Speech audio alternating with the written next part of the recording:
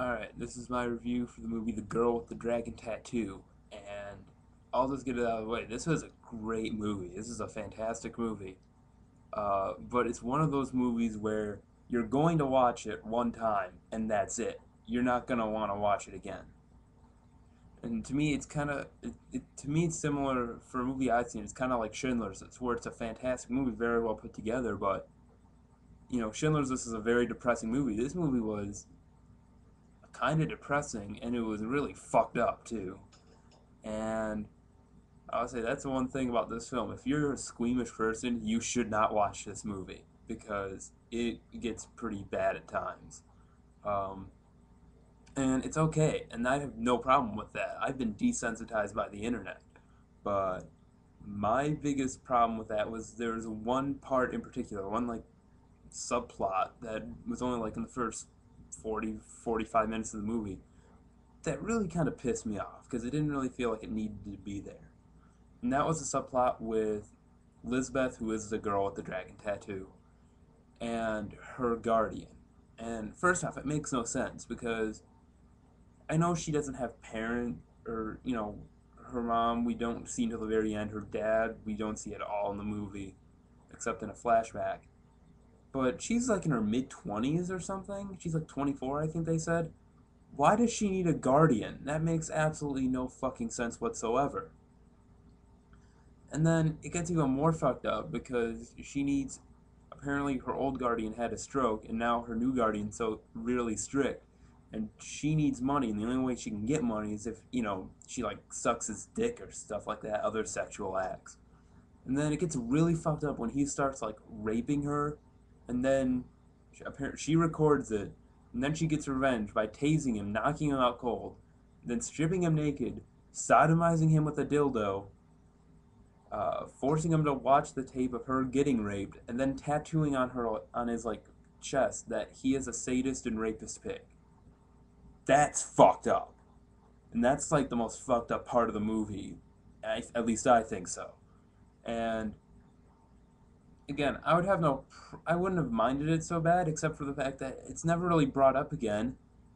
It doesn't really affect the movie at all. I mean, if you want to show that Elizabeth is a fucked up character, you already do that in the movie by having the flashbacks of setting her dad and his car on fire. That proves that she is not right in the head. You don't have to have this scene. It really doesn't add anything to the movie, and it just makes you feel a whole lot more uncomfortable. And also, but I did like the character of Elizabeth, who is, I would say, the primary focus of this movie.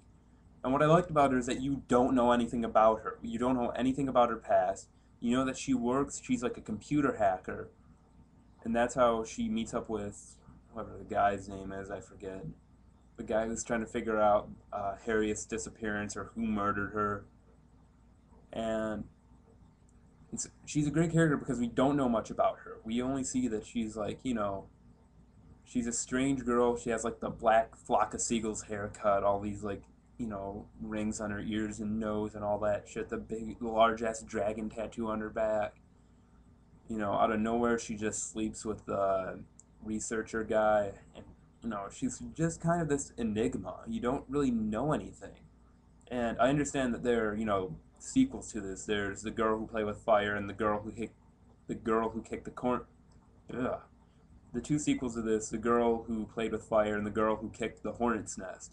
And I'm assuming we know more about her in those movies, but haven't seen them. They're not on the to watch list, so I don't really care for right now. Uh, as for the story itself, I really enjoyed it because it's this big, who done it drama of who killed Harriet, and then it becomes this like bigger mystery where other murders are connected, and who did that, this and that, and whatnot. And I would say the ending. I don't know about the ending. The ending seemed a little off to me because Harriet comes back. She's been living under her sister's name, Anita, and I don't know. It just kind of seems.